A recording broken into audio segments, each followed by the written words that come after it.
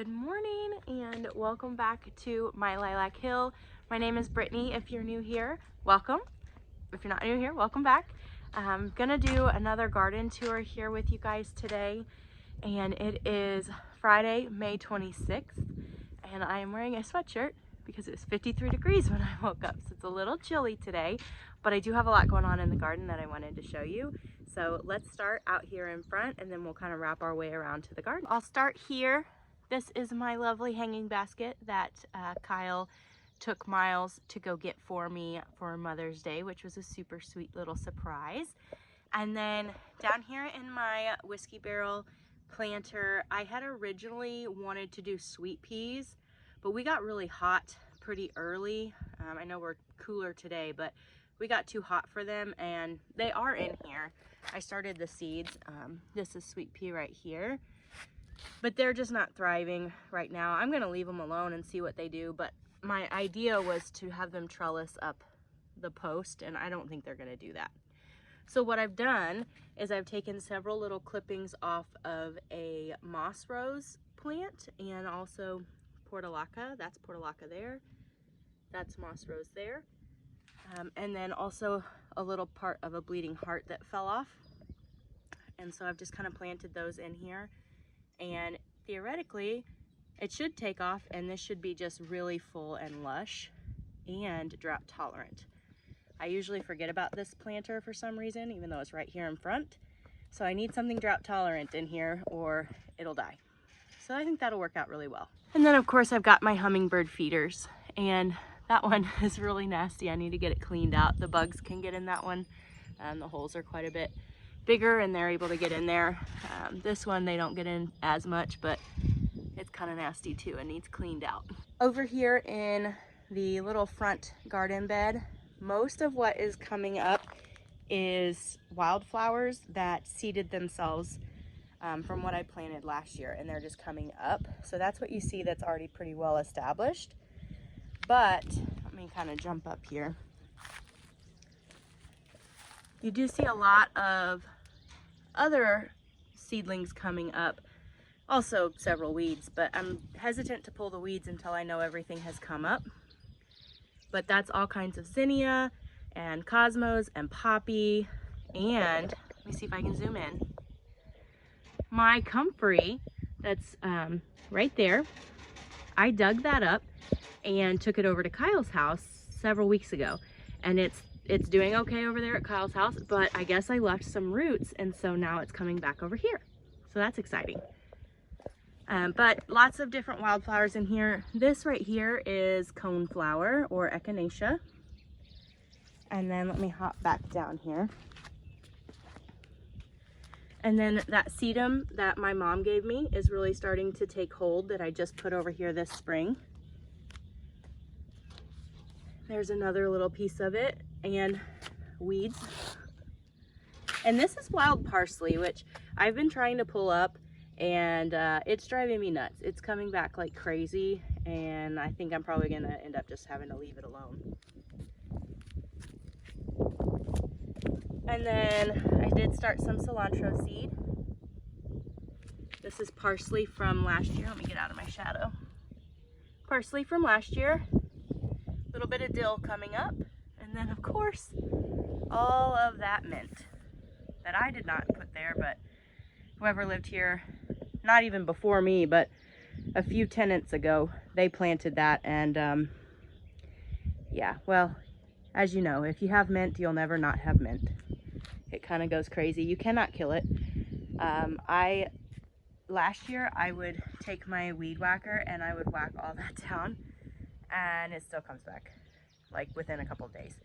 Mint is just very invasive, but I do like mint. I like to make mint jelly and I like to make mint tea, so I will utilize it, but yeah, it kind of just takes over everything.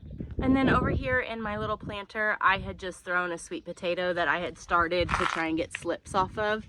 I took a few slips to plant for sweet potatoes, and then I just threw the potato in there just for some greenery in my little crock planter. It's kind of cute.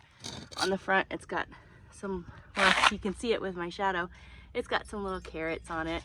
I got it at one of the farm and home stores. Okay, so now that you have seen the front area, I'm gonna take you over here, kind of where I planted what's going to be my cut flowers. But first I wanna show you something exciting. Okay, so minus the grass that has grown up that I need to get my weed eater out for, this is yellow iris. It's just kind of all planted in a circle here, and it's been here I don't know how long, probably since before Kyle bought the property. But aren't they beautiful? And really they're kind of on their way out. Last week they were just gorgeous. If I think about it, I'll try and throw some pictures. Miles was out here blowing bubbles with me the other day when I was working in the garden, and I took some pictures of him with those irises, and it's really cute. So now we are over here where the cut flowers are gonna be, and it doesn't look like much. I'm not even gonna walk in there right now because seedlings are coming up, but they're not established enough for me to know that I'm not stepping on things that are trying to come up. And I covered it with straw, trying to help with the grass. This was the first season that we tilled this particular area. And of course, anybody who's tilled before knows that it takes a while before the grass doesn't start trying to take over just immediately. And so there's a lot of grass in here, a lot of weeds. This is gonna be looking like some sort of a jungle by the time I'm done with it. But you know, dealing with some of the time constraints that I had this year and resource constraints, it is what it is. And I got the stuff planted. It is coming up. It's not going to be perfect, but I'm starting to realize that that's kind of like my thing, is I don't have a whole lot of time. I don't have a whole lot of resources. I just do the best I can, and that's better than not doing it at all. And so that's kind of what this garden is a visual representation for. There is 4 or 5 different rows of zinnias, 2 or 3 different rows of sunflowers. I have some cosmos, some Sweet William, Dusty Miller, glads, and coreopsis out here, yarrow, milkweed, and I think I started some columbine out here too. But I will show you some of the glads that are coming up because they're on one of the edges, and so it'll be kind of easy to show you without walking through everything. We are over here by the glads. I don't know if you can see those coming up out of the ground. Here's a little bit bigger one.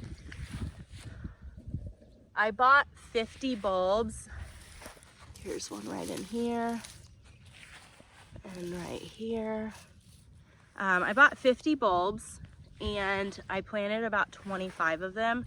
Here in a couple more weeks, I'll plant the remainder. But I didn't want to plant all of them at once because I wanted to kind of extend the blooming season for them. This garden here is not my number 1 priority. This is like number 3 priority as far as the gardens go. The first priority would of course be my vegetable garden here at the house. The second priority would be the vegetable garden over at Kyle's house.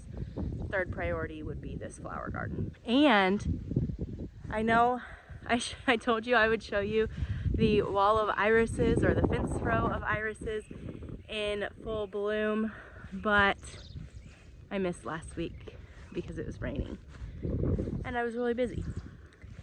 And then they're pretty much petered out, but I'll show you the few that are left. So this is the fence line, and at one point in time this was just full and lush with iris, and they are kind of fizzling out now. We do have a few left. There's one there, and if we walk down this direction, there's a purple and white one that's really pretty. Right there. It's actually on the other side of the fence in the cattle pasture. And then if we keep walking, you can see all these had been in bloom. They were beautiful. This one's another color variation. Kind of like a burgundy red and rust orange color. It's really pretty. So now that we have seen the front and the flower garden, let's head on to the back side of the house and we'll check out the vegetable garden. And there is actually quite a bit of stuff going on in the vegetable garden that I'm super excited about. And then I'll show you my tomatoes, which fingers crossed will make it. We'll make a quick pit stop here at the potatoes They are starting to come up. I think I told you in my last video that I'm not crazy about this straw method. And the reason for that is just because of where I live. It's so windy. So I think next year I'm going to stack them in like some sort of a tower. I think that'll work a lot better. But I am starting to see growth on them, so that's super exciting. And here she is in all of her glory, the primary vegetable garden. And there's a lot going on in here, so start here at the garlic and just kind of wrap my way around to the backside where the tomatoes are. Right here we have all of the garlic that I started last fall, and it is looking really good. Now you can kind of see down at the bottoms, they're a little bit yellow, and that's because the past couple of weeks we've actually gotten quite a bit of rain. Now we are still technically in a drought. We have not had nearly the rain we've needed for the last couple of years, but garlic don't like just a whole lot of rain, and especially not all at once. And so I am seeing a little bit of the effects from that, but they are already starting to recover, and I think they're gonna be just fine. And then over here by the cattle panel trellis, got some cucumbers starting to come up. There should be 6 cucumbers on this side and 6 cucumbers on that side. And then all underneath of here is my radish, which I'll actually go around to the other side so I can show you what those are looking like. So I'll come in here today and I'll kind of go through, like, this one's ready to be picked. I love the little small radishes for my salad and for snacking. I also love to roast my radish. And so what I'm gonna do today is come through here and harvest as many as I can that are ready. That will also help to thin out so that the others can actually properly bulb out, and we'll have quite a good radish harvest. And then I'll do some more closer to the fall. I might even do a little bit more in the summer. I like hot radishes. If you don't like hot radishes, the hotter the weather, the hotter the radish. So you might not like to do them in the middle of summer. The problem also with doing them in the middle of summer is sometimes too hot and they just don't do well. And then over here on the other side of the cattle panel trellis, I've got a bunch of spring onions, which if I get a little bit closer, you can see. Those are just gonna be green onions, and they're doing really, really well, and I cannot wait to have them in a salad. Now all along here, you can kind of see there's about a foot of walkway where I didn't plant anything. I did actually direct sow some sunflowers, just kind of hit and miss. So as those start to come up, which there actually is some that have come up down here.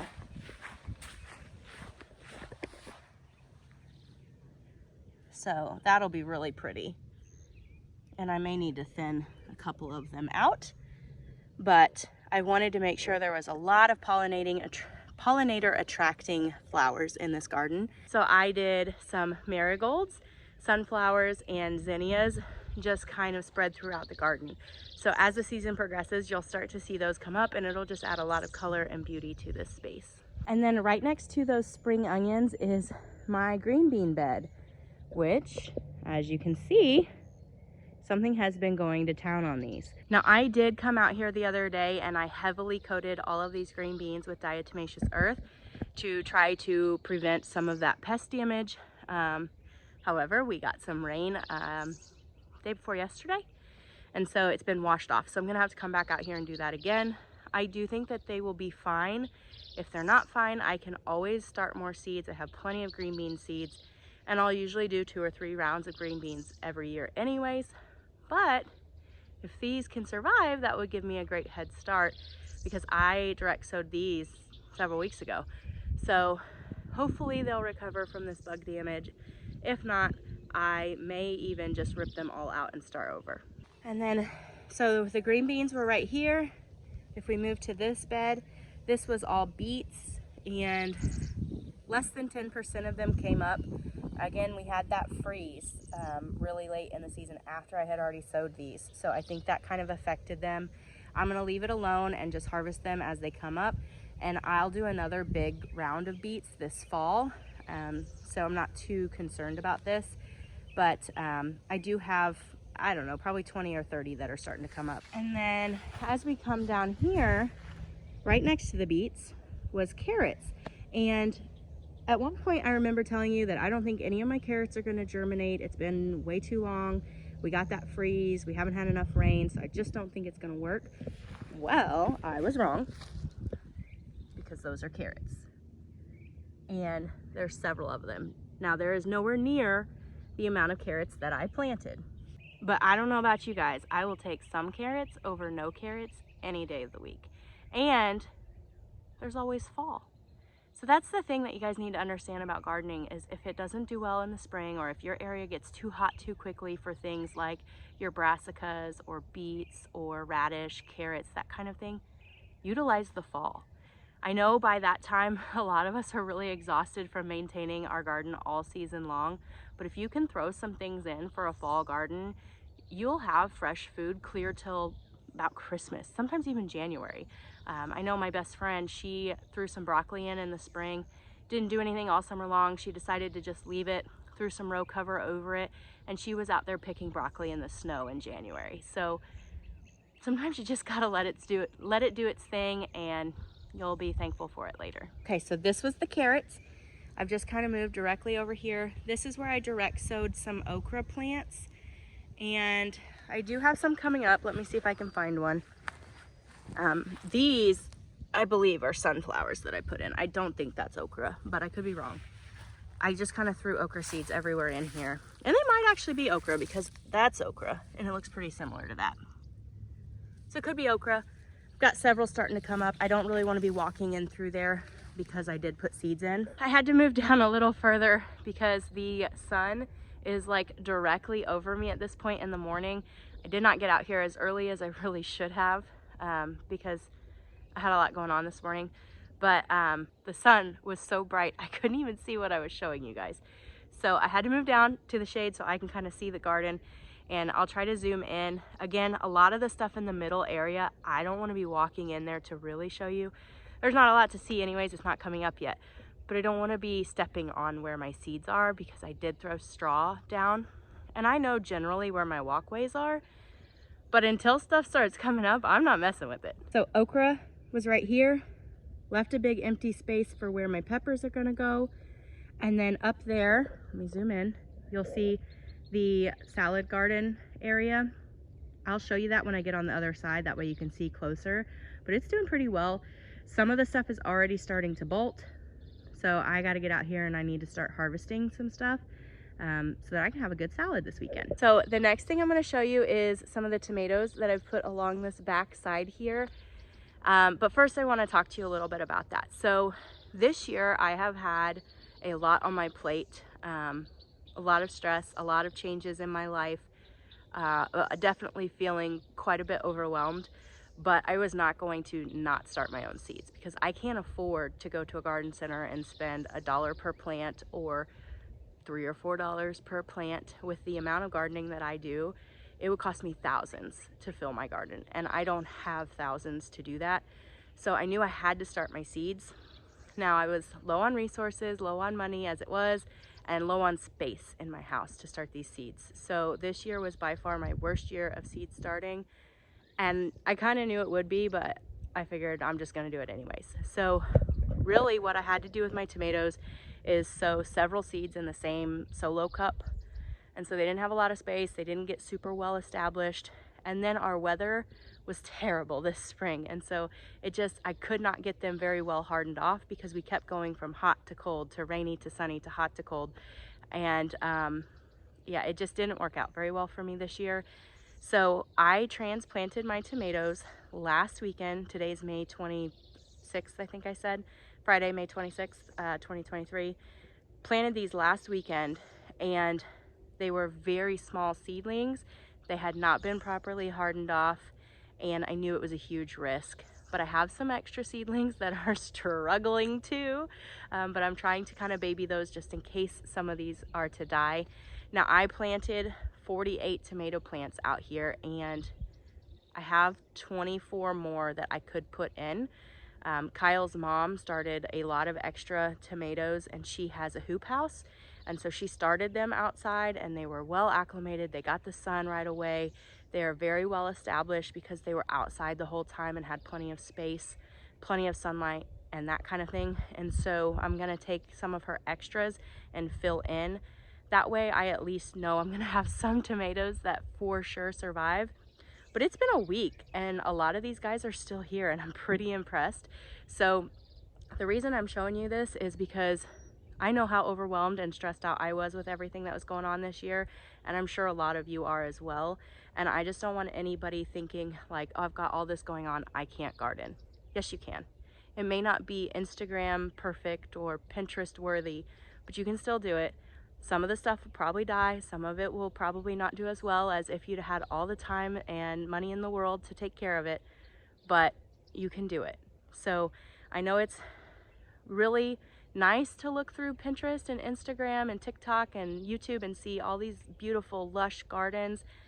I do it. I look to those for inspiration and I love them, but sometimes that's not our reality. Now, I've had some really beautiful gardens and I hope to have some really beautiful gardens to come, but this is just one of those years that the season of life that I'm in, I'm not going to be out here every day weeding. I'm not going to be able to just spend all kinds of money on this. And so I want to make sure that I'm showing that so that those of you who are in a similar situation as me have something to relate to and you feel encouraged to just do it anyways. So let's look at these tomatoes. Let me move some of this straw. This guy here is a Paul Robeson, and he is just now starting to recover. He had turned almost completely white, but now he's got these beautiful green leaves starting again. His stem is starting to recover.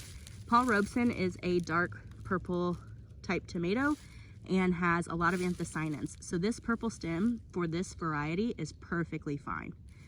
And he's starting to recover. Let's look at the one right next to him who is starting to recover, but not fully recovered yet. The whole plant looked like that a few days ago. All of them did actually. But look, starting to look a little happier. And that just kind of goes down the row. I'm not going to show you all of the tomatoes because they pretty much all look that way. But I have 24 on this row and 24 on this second row. And I've got room for a third row. So I'm not sure when I'll get those other 24 tomato plants in here. I'm hoping to do that this weekend, but we'll just have to kind of see. We have another baby being born here within the next few days. We don't know when. So I'll have another niece or nephew on the way. And so tomatoes are not as important as that. So we'll just kind of have to see. She's not in labor yet or anything, but if that happens, I'm not planting tomatoes. I'm going to see the baby. But let's head on up here and I'll show you the basil, and then we'll go over to the salad bar, and that pretty much wraps up this garden. Now I still have all of the garden at Kyle's house that needs to be planted. We haven't had time to do anything over there. I don't know if you guys knew this, but Kyle is a row crop farmer, so he has been planting and very, very busy, and I am still working and trying to do this and take care of Miles and growing 2 small businesses. So I am very busy, but at some point here in the next week or so, we plan to get some sweet corn planted over there, and all of our squash will go over there. So I don't have any squash or zucchini or anything planted in this garden, and that's for a reason. I love it, but it's going at the other house.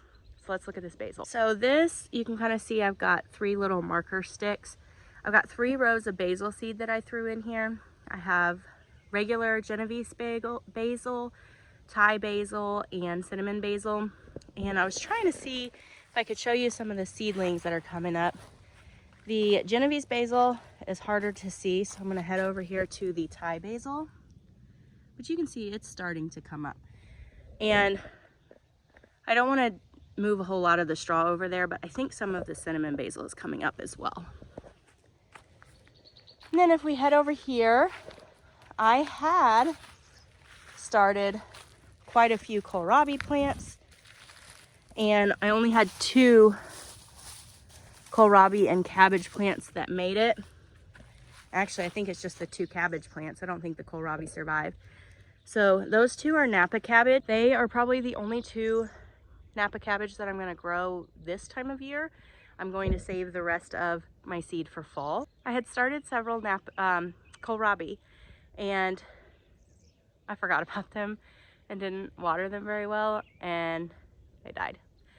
So I don't know. Kind of conflicted on whether I should throw some seed in for kohlrabi or just wait until fall to be honest, with everything I've got going on, I'm kind of thinking I might just wait until fall. And that'll be a nice treat to have in the fall, because I do love to make coleslaw out of kohlrabi. So I think what I'll do is just kind of focus on some of the other stuff that has to be done this time of year. And then the stuff that I can do in the fall, I'll just do in the fall. So now we have the salad garden, which I'll just kind of pan over and let you see.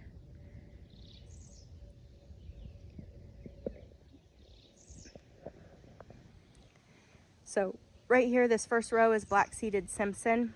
Then we have arugula, and then we have tatsoi, and then Swiss chard, and then collards, and then kale, which you can kind of see right there. That's the kale, that's the collards. There's a few more little kale. I did 2 rows of kale. And then red mustard. I did start some spinach, which I'll have to walk around this way to show you because the mustard is kind of hiding it. Okay, so there is the spinach that survived. And it was very old seed. And so that's all that came up, and I'm okay with that because spinach is not my favorite. I do love it, but it's not my absolute favorite. So it's okay that I don't have just a whole lot of it. I'm more inclined to make sure I have plenty of kale because that is one of my favorites. And then I just love mustard greens, so I'm very thrilled with how that looks. So that's pretty much it for what's in the ground in this garden. I'm so sorry this picture is terrible because the sun is so bright. The apple tree that's right back there, it's not doing anything this year, and again, I think that's from stress of us heavily pruning it. And we pruned it in the spring, and you're really supposed to do that in the fall. So that's okay. It needed to be done. So maybe next year we'll have some good apples. But let's look at these peaches. So this is the peach tree. As you can see, there's all kinds of peaches on here. And I am really hoping that the Japanese beetles do not come in here and eat all of my peaches like they did last year. I am seeing some bug damage on the leaves already. I haven't actually seen the bugs though, and I haven't seen a single Japanese beetle yet this year, and I probably just jinxed us all, so I'm so sorry. And I know that there is something that you can spray on them. I don't know what it's called. I don't know when you do it. I don't know where you get it. And I don't know if it's something that I would want to use on my farm. So I'm gonna do a little bit more research on that. I do try to stay as organic as I possibly can because we're eating this food, and the whole point of me growing my own food is to make sure it's a little bit better quality than what I can get at the grocery store. So I'll do some research on that and see, and then maybe next year I'll do that. But as you can see, the tree is looking very healthy, very beautiful, and I am very hopeful that we get some peaches. So after I filmed my garden tour, I went ahead and grabbed a bowl and some scissors, and I came out here and harvested some greens. Not bad. I still have the mustard to harvest, but won't fit in my bowl. There's a few radishes at the bottom. I'll throw a picture in here so you can see the radishes. And I think I'll have a pretty good salad this weekend.